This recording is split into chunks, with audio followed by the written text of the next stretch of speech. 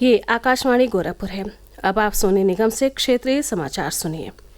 सरकार ने प्रधानमंत्री गरीब कल्याण अन्न योजना 1 जनवरी 2024 से और 5 साल के लिए बढ़ा दी है। इस योजना के अंतर्गत देश में 81 करोड़ गरीबों को 5 किलो अनाज प्रति माह निःशुल्क दिया जाता है। नई दिल्ली में मीडिया से बातचीत में सूचना और प्रसारण मंत्री अनुराग सिंह ठाकुर ने मंत्रिमंडल के इस फैसले की घोषणा की। प्रधानमंत्री गरीब कल्याण अन्न योजना लाई गई थी। अब निर्णय किया गया है कि इस योजना को 1 जनवरी 2024 से अगले 5 वर्षों के लिए बढ़ा दिया जाएगा। देश में जितने चिन्हित परिवार हैं, उन परिवार के सदस्यों को प्रति माह 5 किलो खाद्यान्न मिलेगा। ये 81 करोड़ भारतीयों को इससे लाभ मिलता है। इसी तरह से अंत्योदय के परिवारों को 35 किलो प्रति माह खाद्यान्न मुफ्त में मिलता रहेगा और ये लगभग इससे 81 करोड़ लाभार्थी होंगे। कुल मिलाकर अगले 5 वर्षों में 11,80,000 करोड़ रुपए का खर्च भारत सरकार करेगी। मंत्रिमंडल ने महिला स्वयं सहायता समूहों को ड्रोन उपलब्ध कराने की केंद्रीय योजना को भी स्वीकृति दे दी है।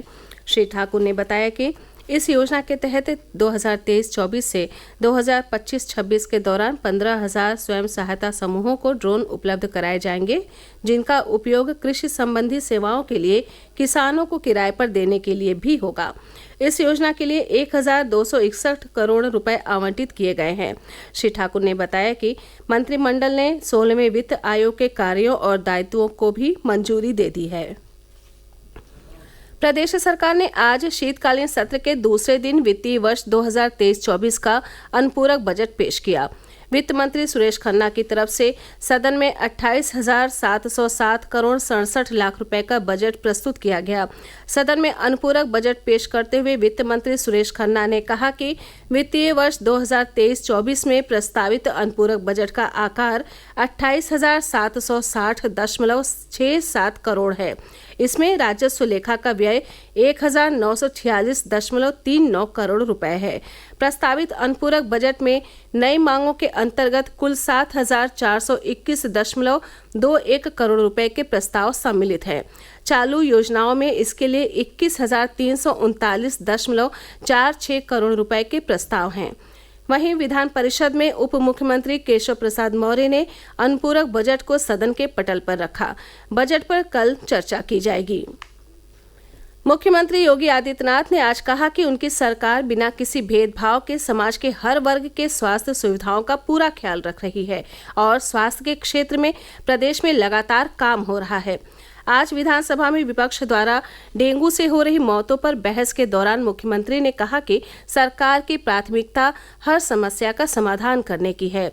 उन्होंने कहा कि प्रदेश में 10 करोड़ लोगों को आयुष्मान भारत और मुख्यमंत्री जन आरोग्य योजना के अंतर्गत सालाना 5 लाख रुपए का स्वास्थ्य बीमा कवर भी सरकार उपलब्ध करा रही है।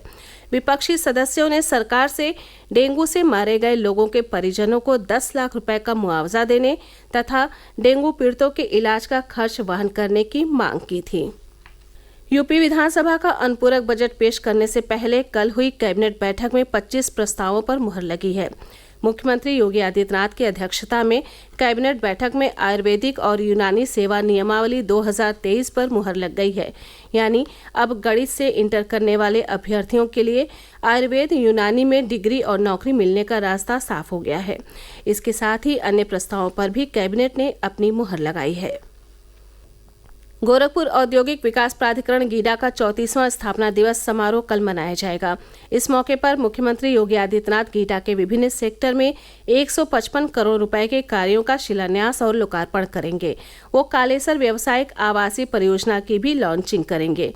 मुख्यमंत्री द्वारा गीडा सेवा पोर्टल का शुभारंभ किया जाएगा, जिसके जरिए आवंटियों को विभिन्न सेवाएं ऑनलाइन प्राप्त हो सकेंगी।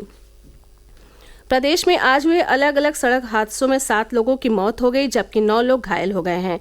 घायलों को नजदीकी अस्पतालों में इलाज के लिए भर्ती कराया गया है।